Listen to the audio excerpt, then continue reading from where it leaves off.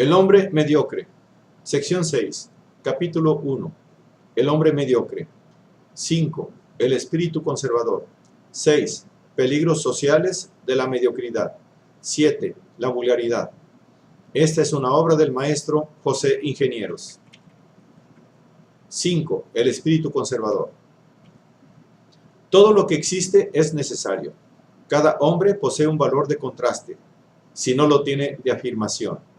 Es un detalle necesario en la infinita evolución del protohombre al superhombre.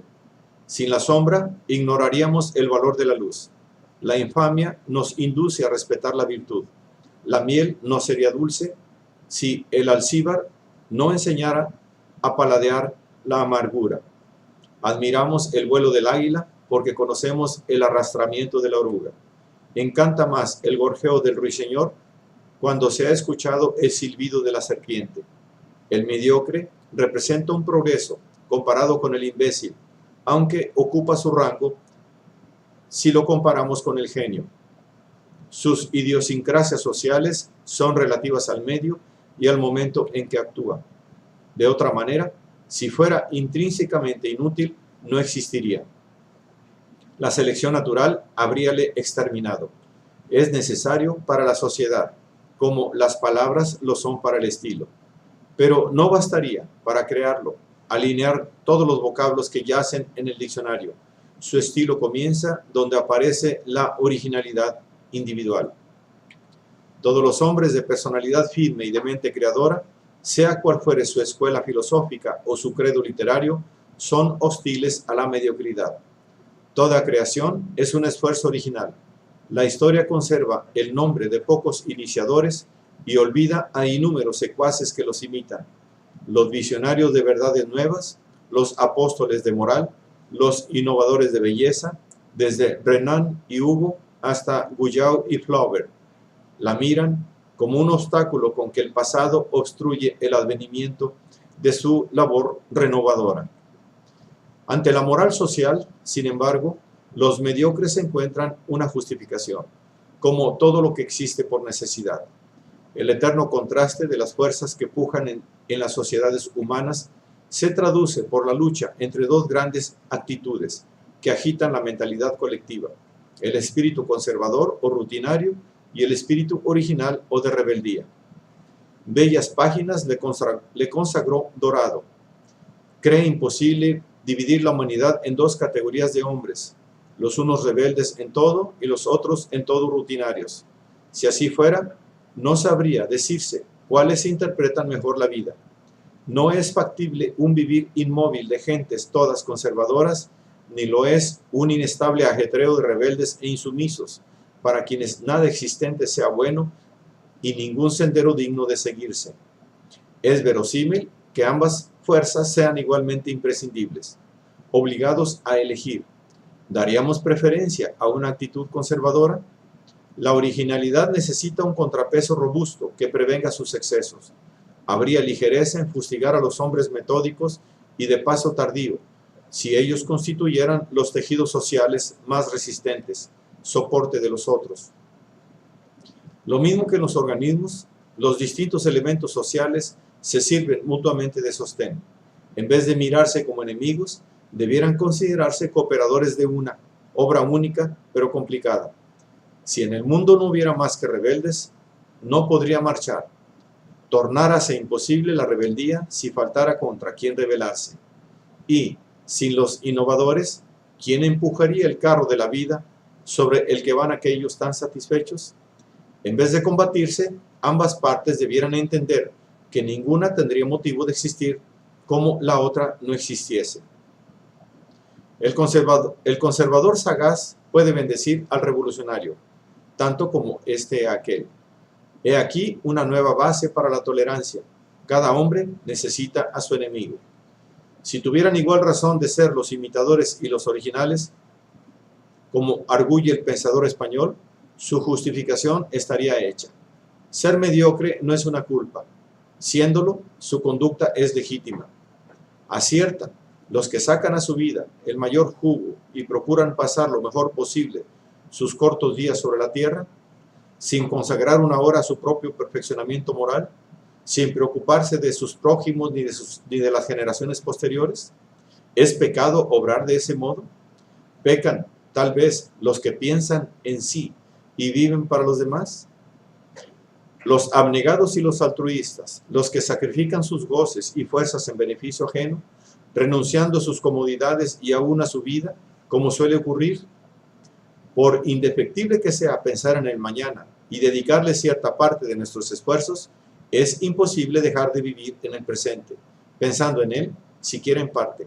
Antes que las generaciones venideras están las actuales, otrora fueron futuras, y para ellas trabajaron las pasadas. Este razonamiento, aunque un tanto sanchesco, sería respetable si colocáramos el problema en el terreno abstracto del hombre extrasocial, es decir, fuera de toda sanción presente y futura. Evidentemente, cada hombre es como es, y no podría ser de otra manera. Haciendo abstracción de toda moralidad, tendría tan poca culpa de su delito el asesino como de su creación el genio, el original y el rutinario, el holgazán y el laborioso, el malo y el bueno, el generoso y el avaro. Todos lo son a pesar suyo. No lo serían si el equilibrio entre su temperamento y la sociedad lo impidiesen. ¿Por qué entonces la humanidad admira a los santos, a los genios y a los héroes, y a todos los que inventan, enseñan o plasman, a los que piensan en el porvenir, lo encarnan en un ideal o forjan un imperio, a Sócrates y a Cristo, a Aristóteles y a Bacon, a César y a Washington? Los aplaude porque toda la sociedad tiene implícita una moral, una tabla propia de valores que aplica para juzgar a cada uno de sus componentes, no ya según las conveniencias individuales, sino según su utilidad social. En cada pueblo y en cada época, la medida de lo excelso está en los ideales de perfección que se denominan genio, heroísmo y santidad. La imitación conservadora debe, pues, ser juzgada por su función de resistencia, destinada a contener el impulso creador de los hombres superiores y las tendencias destructivas de los sujetos antisociales. En el prolegómeno de su ensayo sobre el genio y el talento, Nordau hace su elogio irónico. Para toda mente elevada, el filisteo es la bestia negra, y en esa hostilidad ve una evidente ingratitud. Le parece útil, con un poco de benevolencia, llegaría a concederle esa relativa belleza de las cosas perfectamente adaptadas a su objeto. Es el fondo de perspectiva en el paisaje social. De su exigüidad estética depende todo el relieve adquirido por las figuras que ocupan el primer plano. Los ideales de los hombres superiores permanecerían en estado de quimeras si no fueran recogidos y realizados por filisteos, desprovistos de iniciativas personales que viven esperando, con encantadora ausencia de ideas propias, los impulsos y las sugestiones de los cerebros luminosos. Es verdad que el rutinario no cede fácilmente a las instigaciones de los originales, pero su misma inercia es garantía de que solo recoge las ideas de probada conveniencia para el bienestar social. Su gran culpa consiste en que se le encuentra sin necesidad de buscarlo. Su número es inmenso. A pesar de todo, es necesario. Constituye el público de esa comedia humana en que los hombres superiores avanzan hasta las candilejas, buscando su aplauso y su sanción. Nordau llega hasta a decir con fina ironía: cada vez que algunos hombres de genio se encuentran reunidos en torno a una mesa de cervecería, su primer brindis, en virtud del derecho y de la moral, debiera ser para el filisteo. Es tan exagerado ese criterio irónico que proclama su conspicuidad, como el criterio estético que lo relega a la más baja esfera mental, confundiéndolo con el hombre inferior. Individualmente considerado a través del latente moral estético, del lente moral estético, es una entidad negativa, pero tomados los mediocres en su conjunto, pueden reconocérseles funciones de lastre, indispensables para el equilibrio de la sociedad. Merecen esa justicia. La continuidad de la vida social sería posible sin esa compacta masa de hombres puramente imitativos, capaces de conservar los hábitos rutinarios que la sociedad les transfunde mediante la educación. El mediocre no inventa nada, no crea, no empuja, no rompe, no engendra, pero en cambio custodia celosamente la armazón de automatismos, prejuicios y dogmas acumulados durante siglos, defendiendo ese capital común contra la acechanza de los inadaptables. Su rencor a los creadores compénsase por su resistencia a los destructores. Los hombres sin ideales desempeñan en la historia humana el mismo papel que la herencia en la evolución biológica. Conservan y transmiten las variaciones útiles para la continuidad del grupo social. Constituyen una fuerza destinada a contrastar el poder disolvente de los inferiores y a contener las anticipaciones atrevidas de los visionarios. La cohesión del conjunto los necesita, como un mosaico bizantino, al cemento que lo sostiene. Pero, hay que decirlo, el cemento no es el mosaico. Su acción sería nula sin el esfuerzo fecundo de los originales, que inventan lo imitado después por ellos. Sin los mediocres no habría estabilidad en las sociedades, pero sin los superiores no puede concebirse el progreso, pues la civilización sería inexplicable en una raza constituida por hombres sin iniciativa. Evolucionar es variar. Solamente se varía mediante la invención. Los hombres imitativos limítanse a atesorar las conquistas de los originales. La utilidad del rutinario está subordinada a la existencia del idealista, como la fortuna de los libreros estriba en el ingenio de los escritores. El alma social es una empresa anónima que explota las creaciones de las mejores almas individuales, resumiendo las experiencias adquiridas y enseñadas por los innovadores. Son la minoría, estos, pero son levadura de mayorías venideras. Las rutinas defendidas hoy por los mediocres son siempre glosas colectivas de ideales, concebidos ayer por hombres originales. El grueso del rebaño social va ocupando, a paso de tortuga, las posiciones atrevidamente conquistadas mucho antes por sus centinelas perdidos en la distancia. Y estos ya están muy lejos cuando la masa cree asentar el paso a su retaguardia. Lo que ayer fue ideal contra una rutina, será mañana rutina, a su vez, contra otro ideal. Indefinidamente, porque la perfectibilidad es indefinida. Si los hábitos resumen la experiencia pasada de pueblos y de hombres, dándoles unidad, los ideales orientan su experiencia venidera y marcan su probable destino. Los idealistas y los rutinarios son factores igualmente indispensables, aunque los unos recelen de los otros. Se complementan en la evolución social, aunque se admiren con oblicuidad. Si los primeros hacen más para el porvenir, los segundos interpretan mejor el pasado. La evolución de una sociedad, espoliada por el afán de perfección y contenida por tradiciones difícilmente removibles, detendríase para siempre sin el uno y sufriría sobresaltos bruscos sin las otras. 6. Peligros sociales de la mediocridad. La psicología de los hombres mediocres caracterízase por un riesgo común, la incapacidad de concebir una perfección, de formarse un ideal. Son rutinarios, honestos y mansos, piensan con la cabeza de los demás, comparten la ajena hipocresía moral y ajustan su carácter a las domesticidades convencionales. Están fuera de su órbita el ingenio, la virtud y la dignidad, privilegios de los caracteres excelentes. Sufren de ellos y los desdeñan. Son ciegos para las auroras, ignoran la quimera del artista, el ensueño del sabio y la pasión del apóstol. Condenados a vegetar, no sospechan que existe el infinito más allá de sus horizontes. El horror de lo desconocido los ata a mil prejuicios, tornándolos timoratos e indecisos. Nada aguijonea su curiosidad, carecen de iniciativa y miran siempre al pasado, como si tuvieran los ojos en la nuca. Son incapaces de virtud, no la conciben o les exige demasiado esfuerzo. Ningún afán de santidad alborota la sangre en su corazón. A veces no delinquen por cobardía ante el remordimiento. No vibran a las tensiones más altas de la energía. Son fríos, aunque ignoren la serenidad. Apáticos sin ser previsores. Acomodaticios siempre, nunca equilibrados. No saben estremecerse de escalofrío bajo una tierna caricia, ni abalanzarse de indignación ante una ofensa. No viven su vida para sí mismos, sino para el fantasma que proyectan en la opinión de sus similares.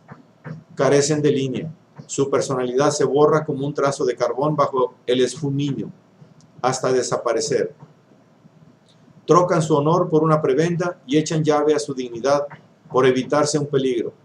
Renunciarán a vivir antes que gritar la verdad frente al error de muchos. Su cerebro y su corazón están entorpecidos por igual, como los polos de un imán gastado. Cuando se arrebañan, son peligrosos. La fuerza del número suple a la febledad individual. Acumúlanse por millares para oprimir a cuantos desdeñan encadenar su mente con los eslabones de rutina. Sustraídos a la curiosidad del sabio por la coraza de su insignificancia, fortifícanse en la cohesión del total.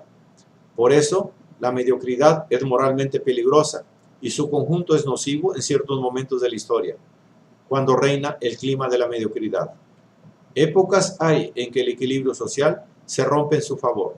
El ambiente tórnase refractario a todo afán de perfección.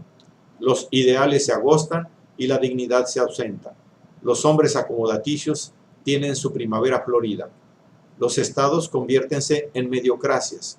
La falta de aspiraciones que mantengan alto el nivel de moral y de cultura ahonda la ciénaga constantemente. Aunque aislados, no merezcan atención, en conjunto constituyen un régimen, representan un sistema especial de intereses inconmovibles, subvierten la tabla de los valores morales, falseando nombres, desvirtuando conceptos. Pensar es un desvarío, la dignidad es irrelevancia, es irreverencia, es lirismo, la justicia, la sinceridad es tontera, la admiración una imprudencia, la pasión ingenuidad, la virtud una estupidez. La lucha de las conveniencias presentes contra los ideales futuros, de lo vulgar contra lo excelente, suele verse mezclado el elogio de lo subalterno con la difamación de lo conspicuo, sabiendo que el uno y la otra conmueven por igual a los espíritus arrocinados. Los dogmatistas y los serviles aguzan sus silogismos para falsear los valores en la conciencia social. Viven en la mentira, comen de ella, la siembran, la riegan, la podan, la cosechan. Así crean un mundo de valores ficticios que favorece la culminación de los obtusos. Así tejen su sorda telaraña en torno de los genios, los santos y los héroes, obstruyendo en los pueblos la admiración de la gloria. Cierran el corral cada vez que cimbra en las cercanías el aletazo inequívoco de un águila. Ningún idealismo es respetado. Si un filósofo estudia la verdad, tiene que luchar contra los dogmatistas modificados.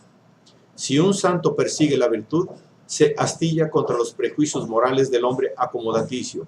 Si el artista sueña nuevas formas, ritmos o armonías, si arranla el paso las reglamentaciones oficiales de la belleza. Si el enamorado quiere armar escuchando su corazón, se estrella contra las hipocresías del convencionalismo. Si un juvenil impulso de energía lleva a inventar, a crear, a regenerar, la vejez conservadora atájale el paso. Si alguien, con gesto decisivo, enseña la dignidad, la turba de los serviles le ladra. Al que toma el camino de las cumbres, los envidiosos le carcomen la reputación con saña malévola. Si el destino llama a un genio, a un santo o a un héroe para reconstruir una raza o un pueblo, las mediocracias tácitamente regimentadas le resisten para encumbrar sus propios arquetipos. Todo idealismo encuentra en esos climas su tribunal del santo oficio. 7. La vulgaridad. La vulgaridad es el aguafuerte de la mediocridad. En la ostentación de lo mediocre reside la psicología de lo vulgar. Basta insistir en los rasgos suaves de la acuarela para tener el aguafuerte. Diríase que es una reviviscencia de antiguos atavismos. Los hombres se vulgarizan cuando reaparece en su carácter lo que fue mediocridad en las generaciones ancestrales. Los vulgares son mediocres de razas primitivas. Habrían sido perfectamente adaptados en sociedades salvajes, pero carecen de la domesticación que los confundiría con sus contemporáneos. Si conserva una dócil aclimatación en su rebaño, el mediocre puede ser rutinario, honesto y manso, sin ser decididamente vulgar. La vulgaridad es una acentuación de los estigmas comunes a todo ser gregario. Solo florece cuando las sociedades se desequilibran en favor del idealismo. Es el renunciamiento al pudor de lo innoble. Ningún ajetreo original la conmueve. Desdeña el verbo altivo y los romanticismos comprometedores. Su mueca es fofa, su palabra muda, su mirar opaco. Ignora el perfume de la flor, la inquietud de las estrellas, la gracia de la sonrisa, el rumor de las alas. Es la inviolable trinchera opuesta al florecimiento del ingenio y del buen gusto. Es el altar donde oficia Panurgo y cifra su ensueño Bertoldo, en servirle de monaguillo. La vulgaridad es el blasón nobiliario de los hombres ensorbecidos de su mediocridad. La custodian como el tesoro del avaro. Ponen su mayor jactancia en exhibirla, sin sospechar que es su afrenta. Estalla inoportuna en la palabra o en el gesto. Rompe en un solo segundo el encanto preparado en muchas horas. Aplasta bajo su zarpa toda eclosión luminosa del espíritu. Incolora, sorda, ciega, insensible, nos rodea, nos acecha. Deleítase en lo grotesco, vive en lo turbio, se agita en las tinieblas.